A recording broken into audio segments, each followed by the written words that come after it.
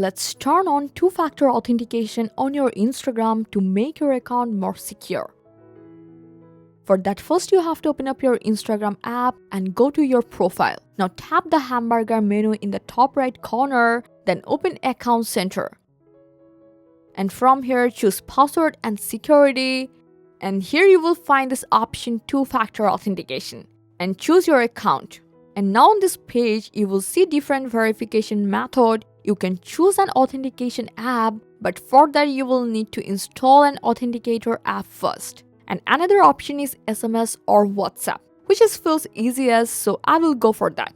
Now go next, and you will see a phone number already added, but if you want to change it, just go for change number. Now select your country code and enter your phone number, and once you are done, just go for next. And then you will receive a verification code on your WhatsApp or via SMS. Just enter that code here and tap next again, and that's it. You will see a confirmation message that two-factor authentication is now turned on.